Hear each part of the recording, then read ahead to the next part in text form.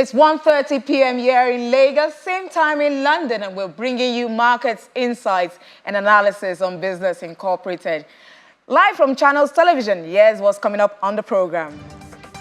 Africa 50 signs MOU with International Solar Alliance to finance solar projects across Africa. And Egypt leads in North Africa with highest foreign direct inflows in 2022. And in Nigeria, federal government suspends 5% excise tax on telecommunications services. And welcome to the program. I'm Will Ibong. Let's kick off with the markets as usual. First up, major equities in Africa. Where at intraday, major equities are trading with mostly negative sentiments. We see Nigeria's NGX sole gainer for the intraday trading, up 0.37%, still at the 61,000 level. And with the news that the excise duty is going to be removed, we're going to be seeing some movement there at close of business. Now, South Africa, however, was down more than 1%. At 74,000 points there. Well, let's look at Egypt. Let's see what Egypt did at intraday. 1.22% down to close at 17,000 points. Now, Kenya was in the red for yesterday's trading activity. Let's now see the Middle East, how they performed. In the Middle East, we see Abu Dhabi down 0.1, now down in the red, 1.31%. Now we see Dubai, however, almost 1% up, 0.8 there. Let's see on the flip side, let's see what Saudi and Qatari did. 0.07% for Saudi's exchange, and the Qatari exchange was also down 0.26%. Now, social media giant Meta is out with a new app, and it seems to me a direct attack against the rival Twitter. Lars Alter is with Deutsche Welle, and he joins me from Berlin. Lars, what can you tell us about the new app? Well, thanks for having me. It is called Threads, and it's a microblogging app. Now, microblogging is essentially what Twitter does, share your thoughts online, follow other people who are sharing their thoughts, like, comment, forward. Threads has been out for a few hours now, and over 10 million users have already signed up. Now, that's not surprising. After all, hundreds of millions are currently using other apps offered by Meta. That would, of course, be Facebook, WhatsApp, and Instagram. And those programs, by the way, allow a certain integration with Threads when it comes to contacts, for example. So the threshold for users to sign up is very low. And that is a major problem for Twitter. It is certainly not the first time someone brings out a Twitter clone of sorts. Think of Mastodon or Blue Sky, for example, or even that Donald Trump pet project, Truth Social. All of these mini Twitters, if you want, are barely registering when measured against the original. But this one now, Threads, is coming from one of the strongest companies in Silicon Valley, and it brings with it an audience that's kind of signed up already.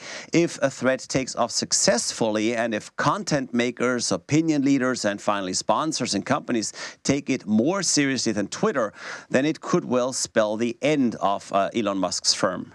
But Lars, this seems to come at a bad time for Twitter, doesn't it? Yeah, absolutely. I don't think I've ever seen a company being run into the ground faster than Twitter over the past year. Remember, Elon Musk took it over for $44 billion last year, and Musk himself said a few weeks ago that he sees the current value of the company at $22 billion. So the CEO himself sort of admits that the value has halved there. And it's really no surprise, because Elon Musk has basically taken every wrong turn he could on his way through the Twitterverse. First, he fired thousands of employees and weakened the site to a point where it repeatedly crashed with not enough tech administrators ready to fix it. Then he started charging for the blue check mark that many important Twitter users had, like media companies, corporations, but also celebrities. They were all verified, and suddenly a Twitter verification was not the point anymore. It was rather revenue.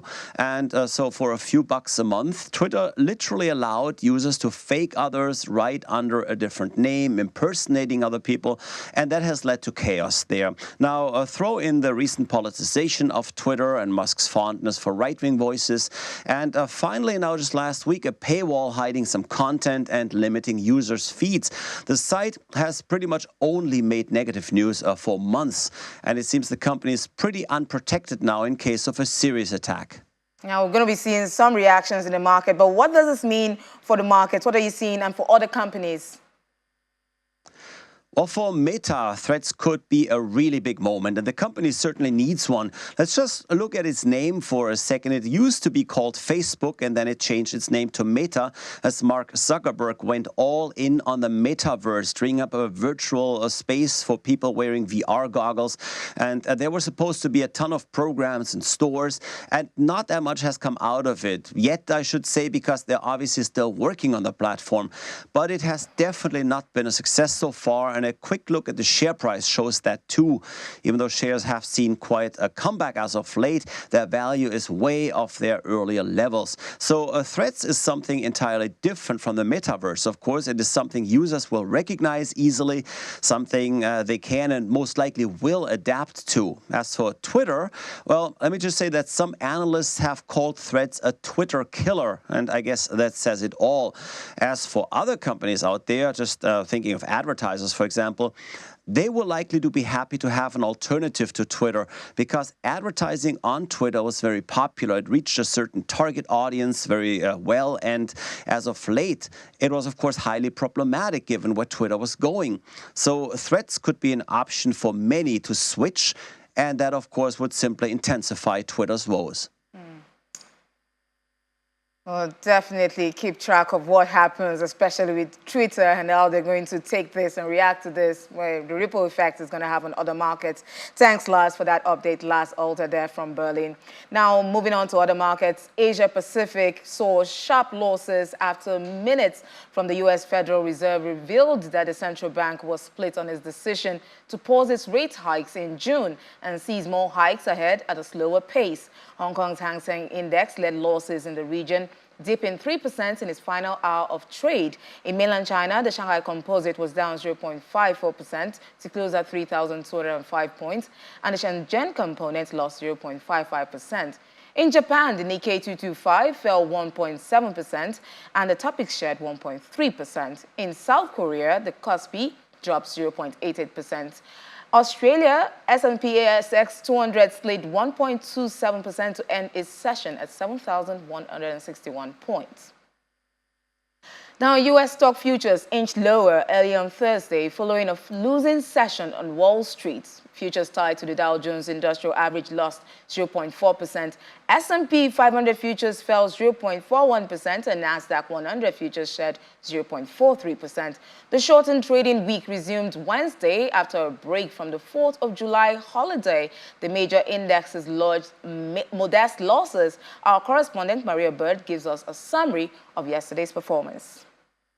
The U.S. stock market took quite a dip on Wednesday after the U.S.'s 4th of July holiday and amid the world's second-largest economy's economic challenges.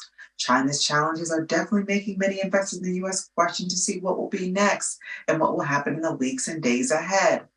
It's also clear that investors are watching to see and looking at the meeting minutes that were released from the Federal Reserve from their last meeting. This has also caused a bit of a concern with the U.S. stock market. The Dow Jones on Wednesday was down by 0.3%. The S&P 500 was down by 0.2%. And the heavy tech Nasdaq was down by 0.1%.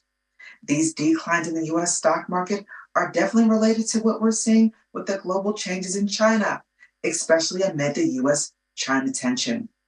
This trade tension could mean many challenges potentially for the U.S. stock market in days and weeks to come.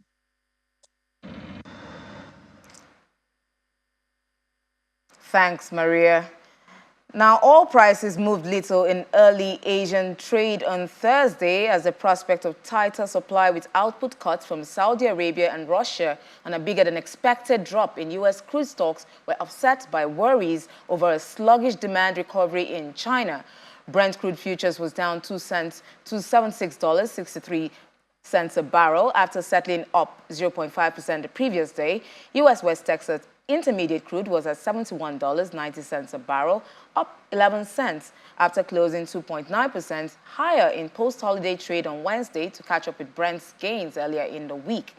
U.S. crude stock fell by about 4.4 million barrels in the week ended June the 30th, while gasoline and distillate inventories rose, according to market sources. Analysts had expected a drop in crude inventories of about 1 million barrels. Now, government data on U.S. inventories are due later today. Now, gold was flat on Thursday as investors awaited a raft of U.S. economic data that could influence the Federal Reserve's policy trajectory after minutes of its June meeting reaffirmed expectations that interest rates could remain higher for longer. Spot gold held its ground at $1,917.46 per ounce, while U.S. gold futures fell 0.2%. Rising U.S. interest rates increase the opportunity cost for holding non-yielding bullion, and traders are now pricing in an 89% chance of a 25 basis point Fed rate hike in July. Analysts say that spot gold may retest support at $1,914 per ounce, with a good chance of breaking below this level and falling into $1,903 to $1,909 range. Meanwhile, spot silver ticked 0.1% lower to $23,080 per ounce. Platinum, $23.80 per ounce. Platinum fell 0.3% to $912.98, and palladium dropped 1.3% to $1,243.28. Now, as Pakistan spiraled into a crisis this year, Chief Executive Officer of the Kenya Tea Development Agency, Wilson Mutara, pressed his government to put Kenya's KTDA cooperative tea on a list of essentials that would grant importers access to precious US dollars. His urgent lobbying reflects anxiety about the scarcity of dollars, the lifeblood of global trade across emerging markets and developing economies, that is impeding commerce and piling pressure on local currencies and sovereign debtors. Now, more stories after the break. Do stay with us. This is Business Incorporated. Welcome back. Now, Nigeria is currently experiencing a severe scarcity of tomatoes as tomato bug infestation, tuta absoluta, is devastating thousands of farms in the country. This has led to soaring prices and distress among farmers, traders, and consumers. Adeye Adegusi, analyst with financial derivatives company, joins me now. Hi, Adeye. Nigeria is at a risk of a tomato scarcity. Farmers are going out of business.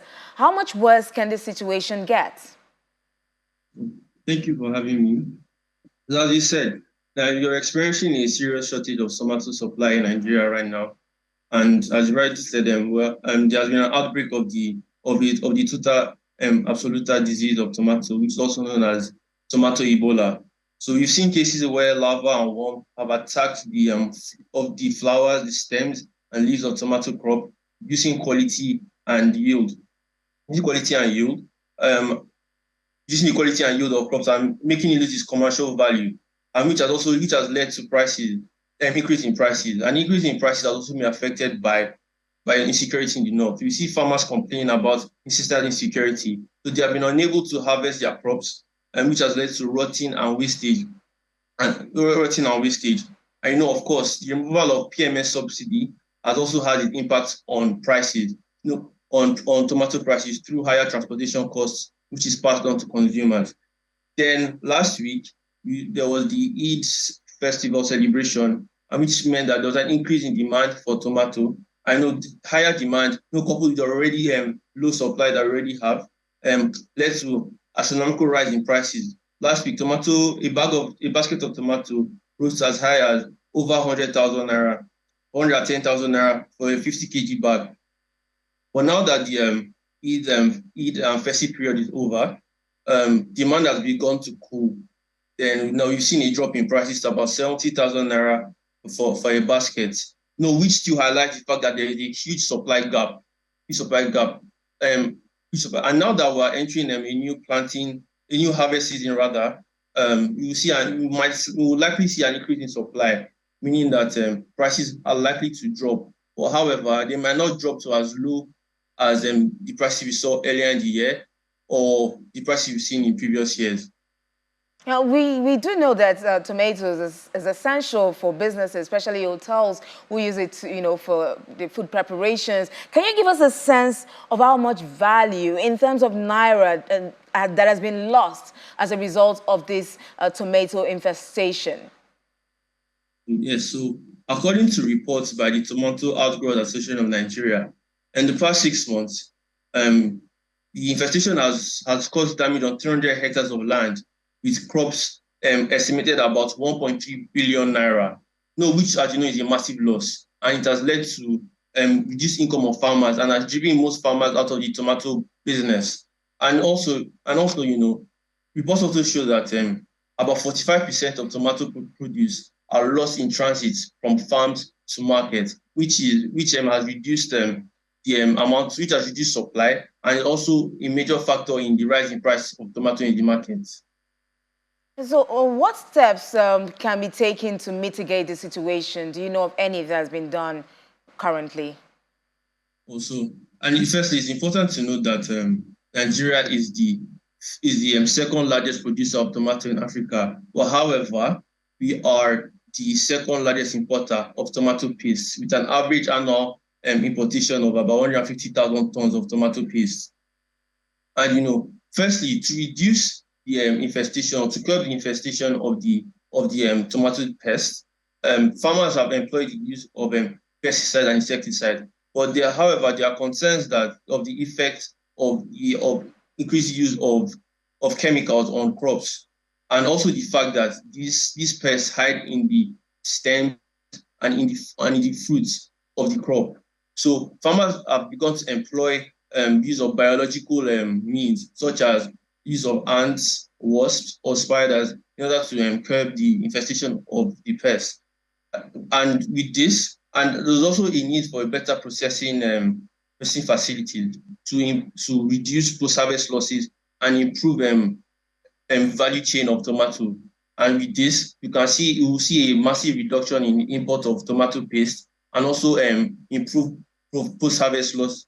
Reduce post-harvest losses in the value chain. Thank you so much, Adegbusi, analyst with Financial Derivatives Company, for sharing those insights on Business Incorporated. Thank you. Now, let's take a look at the report now, where Kenya is calling for more access to dollars for tea farmers in Kenya. Let's take a quick look at it. The World Bank estimates that 1 in 4 MDs have effectively lost access to international bond markets, a key source of hard currency needed to pay for oil and commodities like food.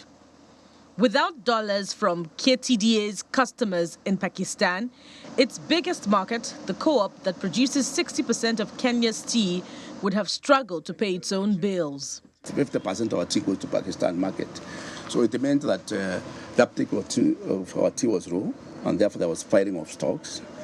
However, we quickly had to intervene through other means, and we went into LCs with those buyers from Pakistan. But then quickly again, we made a delegation there with the government, the CS himself, and the Pakistan government classified tea now as an essential commodity. And therefore that's now our system since then. So we no longer have that challenge now with the Pakistan market. We had a similar problem in Egypt, but it has also eased. But the effect, of course, was the same. The uptake of our tea was low.